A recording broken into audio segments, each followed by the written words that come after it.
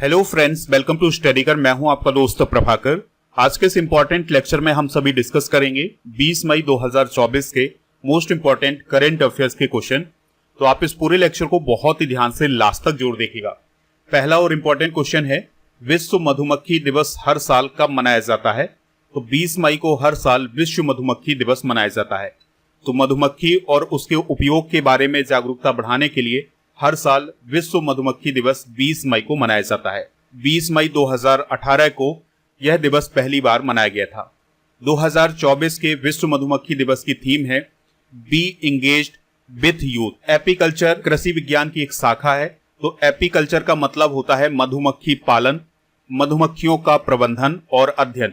अगर मधुमक्खियों का पालन किया जाता है, मधुमक्खियों का मैनेजमेंट किया जाता है और उसका अध्ययन किया जाता है, तो इन सभी को हम एपीकल्चर बोलते हैं। मधुमक्खी का एक जगह और उपयोग होता है, वो होता है पौधों में होने वाली परागण की क्रिया में। 20 मई को एक और इम्पोर्टेंट डे मनाया जाता है, वो है विश्व मेट्रोलॉजी या माप विज्ञान दिवस। 20 मई 1875 को मीटर कन्वेंशन पर हस्ताक्षर किए गए थे। तो इसी घटना को याद करने के लिए ही 20 मई को विश्व मेट्रोलॉजी दिवस मनाया जाता है।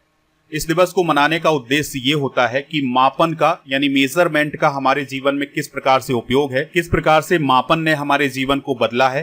तो इन सभी बातों पर प्रकाश डालने के लिए विश्व मेट्रोलॉजी दिवस मनाया जाता है।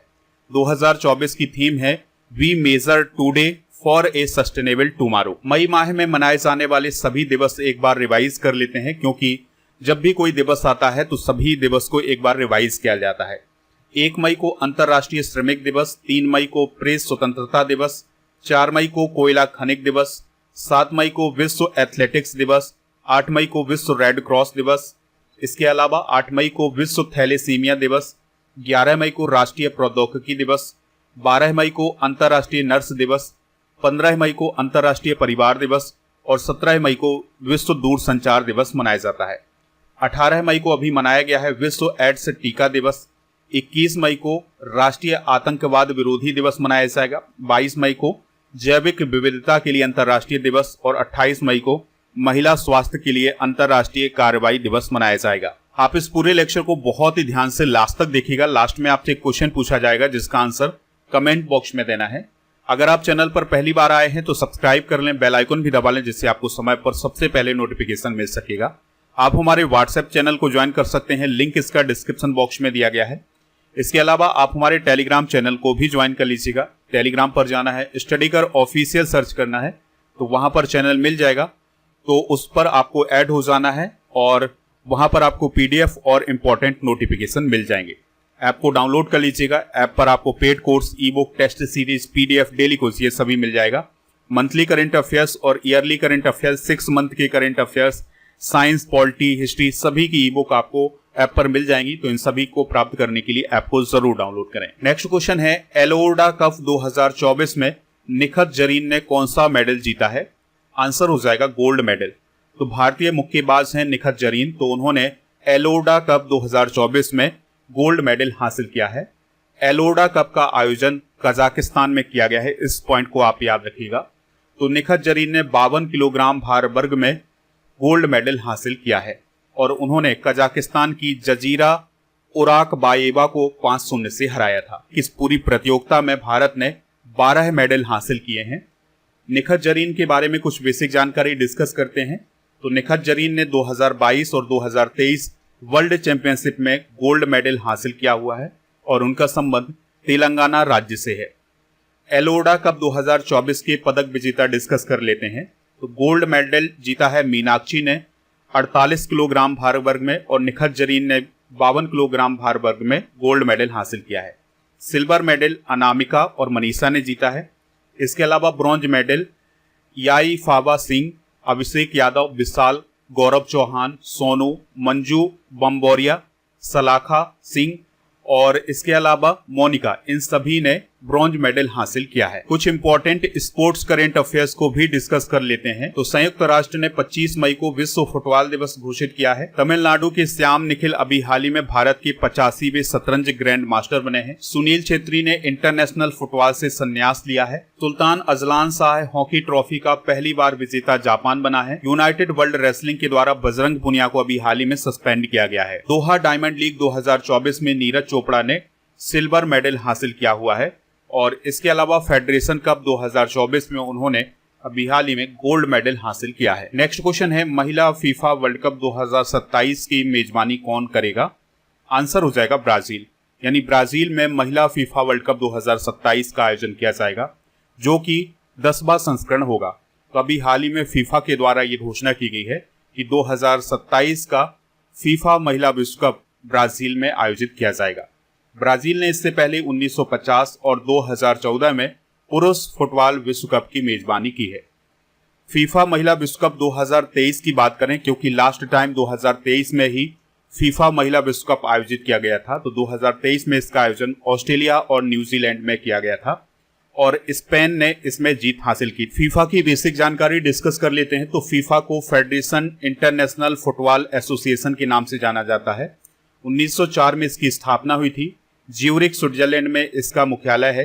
जियानी इन्फेंटिनो इसके अध्यक्ष हैं और फीफा विश्व कप 2026 यानी पुरुषों का जो फीफा विश्व कप है ये अमेरिका, कनाडा और मैक्सिको में किया जाएगा। बात आई थी यहाँ पर ब्राजील की, तो ब्राजील की कैपिटल है ब्रासीलिया और यह दक्षिण अमेरिका महाद्वीप का एक देश है। अमेजन नदी इसी देश में बहती है और अमेजन के जो वर्षा वन है इसी देश में पाए जाते हैं। और 2024 का जो G20 सम्मेलन है ये ब्राजील में ही आयोजित किया जाएगा और यहाँ के राष्ट्रपति हैं लूला दा सिल्वा। आगामी खेल प्रतियोगिताएं डिस्कस कर लेते हैं। तो BWF विश्व जूनियर बैडमिंटन चैंपियनशिप 2025 का आयोजन गुवाहाटी, असम में किया जाएगा। थॉमस और उबेर कप 2026 का आयोजन डेनमार्क में किया जाएगा। समर ओलंपिक की बात करें तो 2024 का समर ओलंपिक पेरिस में किया जाएगा, 2028 का लॉस एंजल्स अमेरिका में, 2032 का ब्रिस्बेन में और विंटर ओलंपिक 2026 का आयोजन मिलान और कोर्टिना शहर में किया जाएगा, जो कि इटली में है। ग्रीष्मकालीन युवा ओलंपिक की बात करें तो 2026 में इसका आयोजन डकार, सेनेगल में किया जाएगा। एशियन गेम्स 2026 का आयोजन आईची, नागोया, जापान में किया जाएगा। 2023 का आयोजन दोहा, कतर में और 2034 का आयोजन रियाद, सऊदी अरब में किया जाएगा। वर्ल्ड एथलेटिक्स चैंपियनशिप 2027 का आयोजन बीजिंग, चाइना में किया जाएगा। फीफा वर्ल्ड कप 2026 का आयोजन अभी हमने डिस्कस किया हुआ है कनाडा, मैक्सिको और अमेरिका में। क्रिकेट विश्व कप 2027 का आयोजन साउथ अफ्रीका, नामीबिया और जिम्बाब्वे में किया जाएगा। T20 विश्व कप 2024 का आयोजन वेस्ट इंडीज और अमेरिका में किया जाएगा। तो ये हैं आगामी खेल प्रतियोगिताएं। नेक्स्ट क्वेश्चन है, फोर्ब्स के अनुसार सबसे अधिक कमाई वाले एथलीट कौन बने हैं? Cristiano Ronaldo. तो पुर्तगाल के फुटबॉलर हैं क्रिस्टियानो रोनाल्डो, तो वो सबसे अधिक कमाई वाले एथलीट बने हैं। ये सूची किसने जारी की है? फोर्ब्स ने। और क्रिस्टियानो रोनाल्डो अपने करियर में चौथी बार फोर्ब्स के सबसे अधिक कमाई वाले एथलीटों की सूची में टॉप पर रहे हैं। फोर्ब्स के अनुसार रोनाल्डो की कमाई है $260 मिलियन की और वो वर्तमान में सऊदी अरब के फुटबॉल क्लब अल नासर के साथ भी जुड़े हुए हैं। दूसरे नंबर पर हैं स्पेनिश गोल्फर जॉन राहम, इनकी कमाई है $218 मिलियन की। तीसरे स्थान पर हैं अर्जेंटीना के फुटबॉलर लियोनेल मेसी, इनकी कमाई है $135 मिलियन की। फोर्ब्स की बात करें तो यह अमेरिकी बिजनेस पत्रिका है। इसकी स्थापना 1917 में BC फोर्ब्स के द्वारा की गई। नेक्स्ट क्वेश्चन है, आपराधिक न्याय प्रणाली प्रशासन में भारत का प्रगतिशील पथ सम्मेलन कहां आयोजित किया गया है? तो आंसर हो जाएगा गुवाहाटी, असम में। तो गुवाहाटी, असम में आपराधिक न्याय प्रणाली प्रशासन में भारत का प्रगतिशील पथ सम्मेलन आयोजित किया गया है। इसका आयोजन केंद्रीय कानून और न्याय मंत्रालय और असम सरकार के द्वारा किया गया है। इसका आयोजन 18 से 19 मई 2024 तक किया गया है और इस सम्मेलन का उद्देश्य था कि अभी जो न्याय प्रणाली से संबंधित नए कानून बनाए गए हैं इनके बारे में जागरूकता बढ़ाई जाए। असम के मुख्यमंत्री डॉक्टर हिमंता बिश्वा शर्मा इस सम्मेलन के मुख्य अतिथि रहे हैं। तो ये हैं हिमंता बिश्वा शर्मा। केंद्रीय कानून मंत्री कौन है? अर्जुन राम मेघवाल। अब हम जानते हैं कि वो आपराधिक न्याय प्रणाली से जुड़े हुए 3 नए कानून कौन कौन हैं। जिनके बारे में ये सम्मेलन आयोजित किया गया था।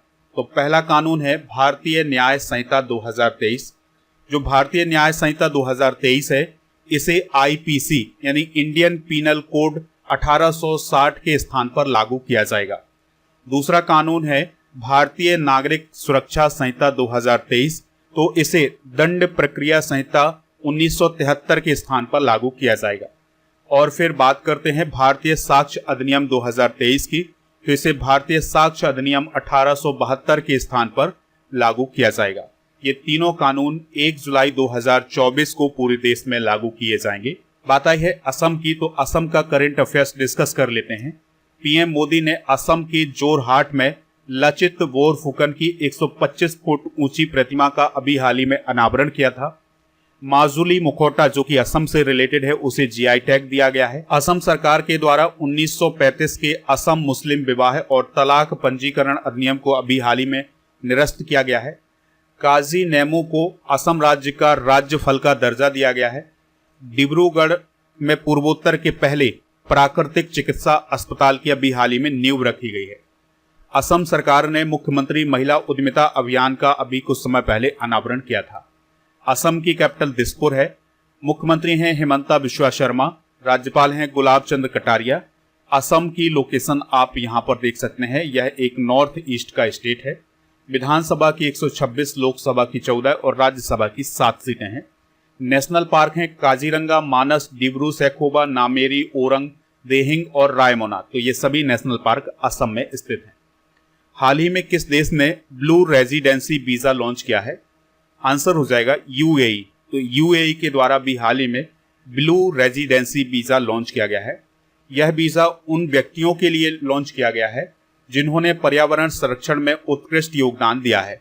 तो अगर कोई व्यक्ति ऐसा है जिसने पर्यावरण के क्षेत्र में या पर्यावरण के कंजर्वेशन में महत्वपूर्ण योगदान दिया है, तो ऐसे व्यक्तियों को यूएई की गवर्नमेंट के द्वारा 10 साल का ब्लू रेजिडेंसी वीजा लॉन्च किया जाएगा। इस वीजा को अभी हाल ही में दुबई के प्रधानमंत्री और शासक शेख मोहम्मद बिन राशिद के द्वारा लॉन्च किया गया है। यूएई की बेसिक जानकारी डिस्कस कर लेते हैं। तो अबू धाबी कैपिटल है। राष्ट्रपति हैं मोहम्मद बिन जायद अल नाहयान, प्रधानमंत्री हैं मोहम्मद बिन राशिद अल मखतूम। यूएई की लोकेशन आप यहां पर देख सकते हैं, ये है इंडिया। यूएई से रिलेटेड कुछ इंपॉर्टेंट करंट अफेयर्स भी डिस्कस कर लेते हैं। तो यूएई के दुबई में दुनिया का सबसे बड़ा एयरपोर्ट बनने जा रहा है, जिसका नाम होगा अल मखतूम इंटरनेशनल एयरपोर्ट। तो ये दुनिया का सबसे बड़ा इंटरनेशनल एयरपोर्ट होगा। अभी हाल ही में अबू धाबी में यूएई के पहले हिंदू मंदिर का उद्घाटन किया गया है। वर्ल्ड गवर्नमेंट समिट 2024 का आयोजन दुबई यूएई में किया गया है। इसमें भारत को भी इनवाइट किया गया था। दुबई में दुनिया की पहली एयर टैक्सी सेवा शुरू की जाएगी। सुपर 30 के संस्थापक आनंद कुमार को यूएई का गोल्डन वीजा पुरस्कार कुछ समय पहले दिया गया था। नेक्स्ट क्वेश्चन है भारत और किस देश के बीच अभ्यास तर्कस का आयोजन कोलकाता में हुआ है? आंसर हो जाएगा अमेरिका। तो भारत और अमेरिका के बीच में अभी हाल ही में अभ्यास तर्कस का आयोजन कोलकाता में किया गया है और यह अभ्यास राष्ट्रीय सुरक्षा गार्ड यानी एनएसजी और अमेरिका के विशेष अभियान बल यानी एसओएफ के बीच में किया गया है और यह एक आतंकवाद विरोधी अभियान था। दोस्तों, इस साल जो तर्कस अभ्यास आयोजित किया गया है, यह इसका 7वां संस्करण है। इसका आयोजन 22 अप्रैल से 15 मई 2024 तक किया गया है। इसका 6वां संस्करण जनवरी 2023 में चेन्नई, तमिलनाडु में आयोजित किया गया था।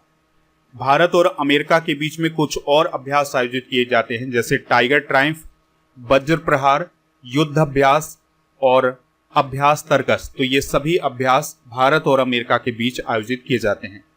यहाँ पर बात आई है एनएसजी की यानी नेशनल सिक्योरिटी गार्ड की। तो यह भारत की एक आतंकवाद विरोधी इकाई है, यानी इसका काम है आतंकवाद से लड़ना। 16 अक्टूबर 1984 को इसकी स्थापना हुई थी। यह गृह मंत्रालय के निरीक्षण में काम करता है। वर्तमान में इसके डायरेक्टर जनरल हैं नलिन प्रभात। चलिए कुछ मिलिट्री एक्सरसाइज डिस्कस कर लेते हैं जो कि 2024 में आयोजित की गई हैं। सदा तंसीक इंडिया और सऊदी अरेबिया के बीच पहली बार आयोजित किया गया है। Exercise cyclone first India Egypt के बीच, डेजर्ट साइक्लोन इंडिया यूएई के बीच। एक्सरसाइज खंजर का आयोजन इंडिया और किर्गिस्तान के बीच हुआ है। धर्म गार्जियन इंडिया और जापान के बीच। समुद्र लक्ष्मण अभ्यास का आयोजन इंडिया मलेशिया के बीच।